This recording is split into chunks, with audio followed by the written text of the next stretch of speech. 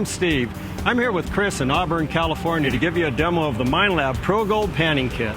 For those who don't know, Auburn is the heart of the Motherlode gold country, and we're not far from Sutter's Mill, where gold was first discovered way back in 1848. The Pro Gold Panning Kit has everything you need to get started gold panning. We'll take a look at what's in the kit and then head on down to the river to give you some panning tips. And find some gold while we're at it. You bet. All right.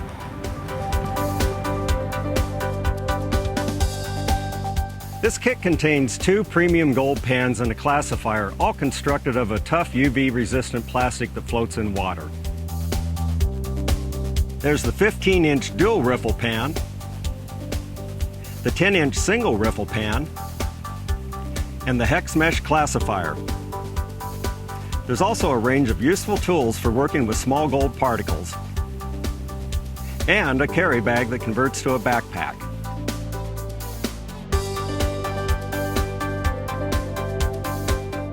The Pro Gold Kit has 3 different panning zones to allow you multiple options for different panning techniques. The large 90-degree riffles are useful for separating the bulk of the gravels from the gold. The small riffles are ideal for separating the smaller gold from the small gravel, and the flat side wall is the 3rd zone for separating the fine gold from the black sands. Dark pan colors give a good contrast to yellow gold, and blue is the perfect choice, showing both the black sand and the gold very clearly. The Getting Started guide has some handy tips on where to look for gold and basic steps for getting started. Let's look at the 8 steps for finding gold. Step 1 is to classify your material. So you want to take your hex mesh classifier and place it in the 15-inch gold pan. And bedrock is always the best place to look for gold. If you can find some bedrock and dig down into cracks and crevices where the gold's going to settle, you're going to have your best chance for success. So take the material out of the pocket when you're digging it and fill the classifier up. Step 2 is to classify your material. Now you can dry classify into a bucket, but it's best if you can do this in the water to wash the material. That way it's completely clean and you have the large rocks separated from the fine material with the classifier. Step 3 is to fill your gold pan with water. The key here is to find a good, safe location with steady footing and a place where you can sit down and be comfortable while you're panning.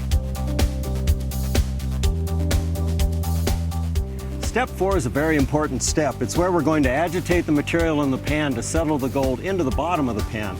So with the pan in the water, large riffles facing away from you and relatively level, you're not trying to wash material out of the pan here, vigorously shake the pan back and forth to settle the gold into the bottom of the pan. There's a lot of different styles, but most people just simply shake back and forth. And the goal here again is not to get the material out of the pan, but to get the gold into the bottom of the pan. Step 5 is removing the unwanted material from the pan. Now there's a lot of different ways to do this, but in step 4, we've got the gold into the bottom of the pan by agitating it.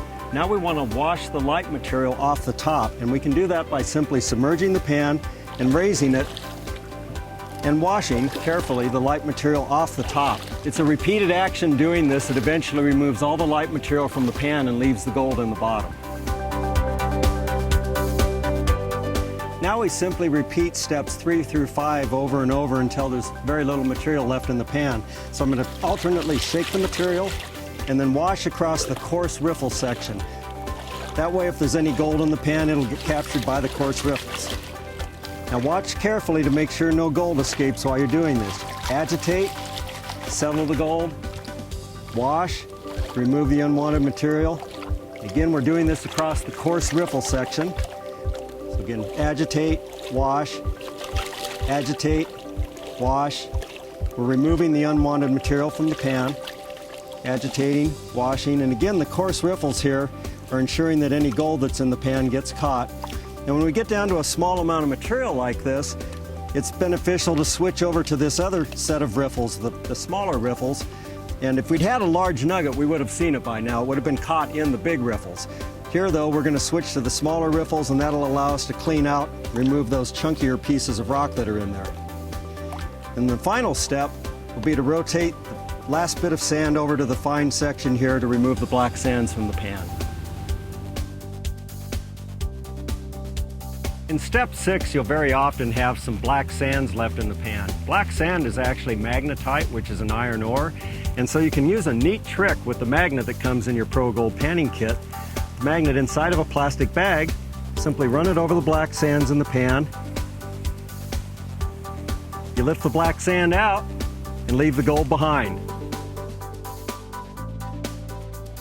In step 7, we retrieve the gold from the gold pan using the greatest little tool invented in mining in a long time, the snuffer bottle. It's just like an eyedropper. You squeeze the plastic and release to suck the gold up and capture it in the bottle. Doesn't get any easier than that. In step 8, we finally put the gold in the vial, and we've got a neat little trick for doing that. We'll just take the cap off the vial, take the cap off the suction bottle, pull this tube out, put the cap back on. Now we have a funnel that we can easily take and put the gold into our vial with. Cap on and we are all done. Well, a few hours effort got us a little bit of gold, Chris. What do you think? Well, I didn't get rich today, but there's still some good gold here, and I had a good time. There is still a lot of gold out there to find, and the ProGold panning kit is the perfect way to find it. Contact your nearest Minelab dealer for more information on the ProGold panning kit.